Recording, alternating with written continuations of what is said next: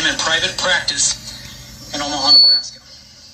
I don't wear a mask. I see over 200 patients a week. I come in close proximity with every patient that I come across. Why haven't I contracted this so-called disease? Americans make up 5% of the world population, but yet we take in 65 to 70% of the world's pharmaceutical drugs. We are one of 2 countries that allows pharmaceutical advertisements on the television. But yet, 80% of Americans are suffering with a chronic disease associated with poor lifestyle choices. 700,000 people will die of heart disease this year alone. Doctor, please bring yourself in order. 600,000 people will die of cancer. 300,000 people will die of obesity this year. When is enough enough?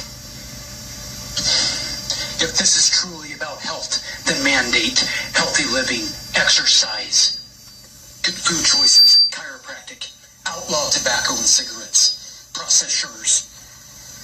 I believe it was Thomas Jefferson who stated, if people let the government decide what foods they eat or what medicines they take, their bodies will soon be in a sorry state as those souls who live under tyranny. You see, God made your body self-healing, self-regulating. If you give the body what it needs, it can be healthy. It is like the wilted plant that sits under the sun. An allopathic model to that is to shield the sun, to protect that plant against the sun, cut off its leaves, medicate or vaccinate that plant. But an epigenetic approach, a wellness approach, is to give that plant water, and it can be well. You see, your body is no different. We must eat well, move well, think well, and we can be well. In other words, your level of health is the genetic expression of your lifestyle choices. And I know full well that your body's ability to heal itself, to overcome disease and circumstances like corona, is far greater than anyone has ever permitted you to believe. Benjamin Rush, a signer of the Declaration of Independence, stated, unless we put medical freedom into the Constitution, the time will come when medicine will organize into an undercover dictatorship to restrict the art of healing to one class of men and deny equal privileges to others. That time is now. These masks have absolutely nothing to do with health, but everything to do with the complying with a false flag, tyrannical agenda. If we sacrifice our precious freedoms for temporary security, we will lose both. If you can't comprehend that statement, if you are blind to this agenda, then I am sorry. You have the eyesight of an eagle, but the vision of a clam. Woo!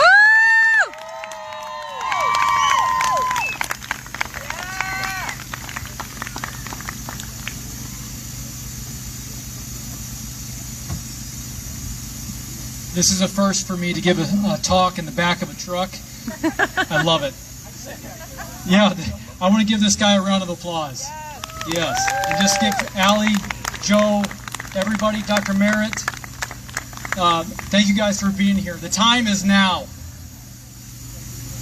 And that video went viral. And I'm going to tell you something. I'm going to get emotional. My wife, I was preparing my speech. She goes, don't even do that. She goes, I want you to speak from the heart. Do something different today. So I'm taking her advice. But I want to say something because that video is living, breathing proof that we have a God that answers prayers, that we have a big God. I was at that city council meeting and they stacked the deck in their favor. They had about 15 or 16 docs just pushing this fear-mongering on the people, pushing this propaganda on the people. I went to the restroom and I prayed, God, give me the words. Don't give me my words, but give me your words. And I remember seeing David and Goliath. And maybe you're not familiar with that story, but Goliath was a champion of war. The Bible says Goliath was 6.5 cubits tall, and back in the day, and a conservative cubit was the end of your elbow to the end of your index finger, which is, on a conservative side, Goliath was 9 feet tall. Some people say he was over 11 feet tall, and I believe that to be true. He taunted the Israelite army for 40 days and nights, asking, where is your God? Mocking God, mocking the Israelites. And God sent a boy in to slay a champion of war. And I truly believe that's the God we serve, that we have a God on our side. And I believe that we are on the side of history, the right side of history right now.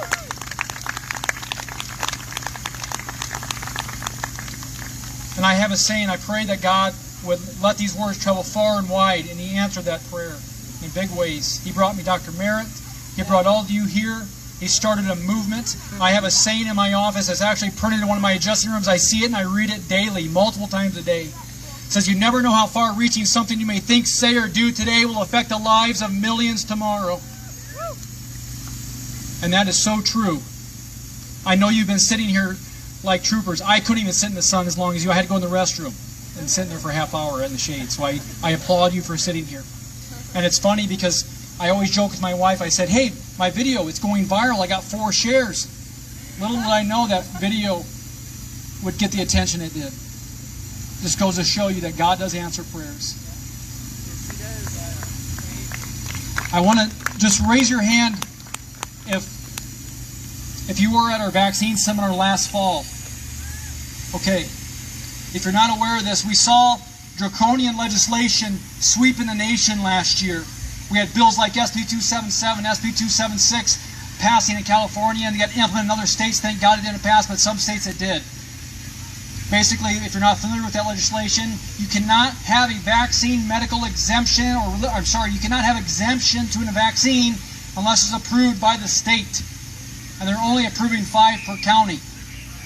The World Health Organization last year stated that they cannot they said that the greatest threat to our health are people that refuse vaccinations. The ACIP, the Advisory Committee on Immunization Practices, stated that they cannot force vaccinate, but they can force compliance. And I believe that we are headed into a storm. We have to understand that we have to band together and we have strength in numbers.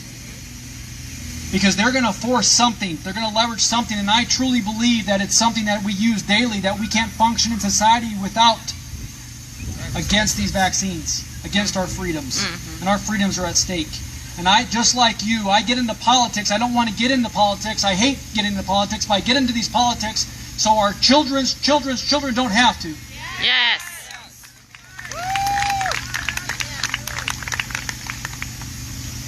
Right now, there are people, have you seen the Greeley nursing home that are protesting right now? The nursing homes are protesting because they have to see their relatives behind glass. They can't even hug their children. They can't hug their grandchildren. They're like prisoners in these nursing homes. And I think it's absolutely criminal.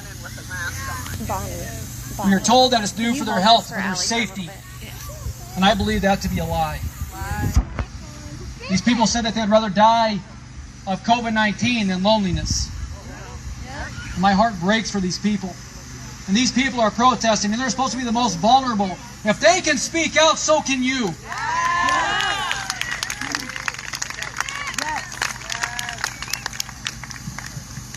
I want to read something to you.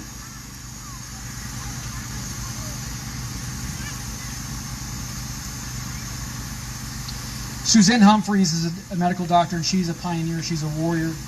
She said they're rewriting history to change our perception, to alter your emotions that could lead you to vaccinate out of fear. Popular press is altering peer pressure so that vaccinating parents will verbally abuse and ostracize non-vaccinators. It's medieval behavior, and it's ramped up through the internet. Right now, we need to stand our ground. We need to speak our truth. We need to band together.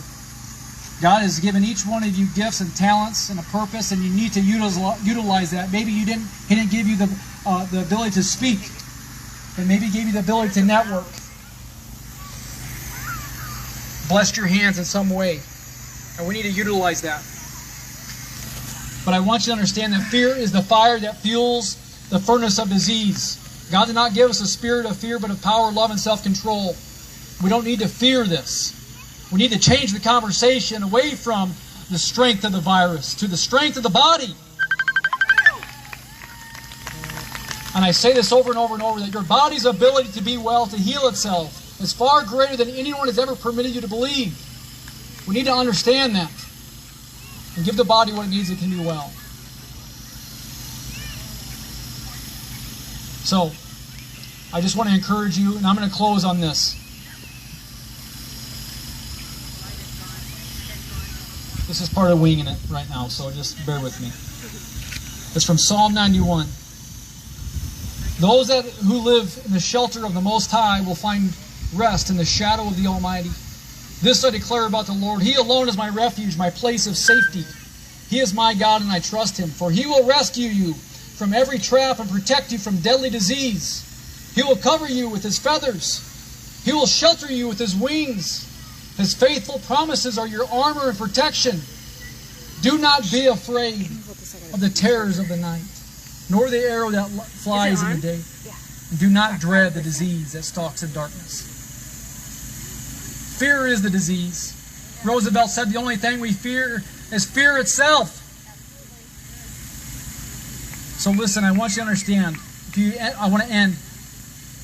You never know how far-reaching something you may think, say, or do today will affect the lives of millions tomorrow. Don't be afraid to speak your truth. We are on the side of truth. We are on the right side of history.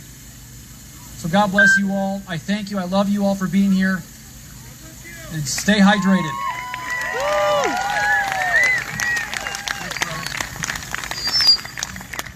Thank you very much. You know,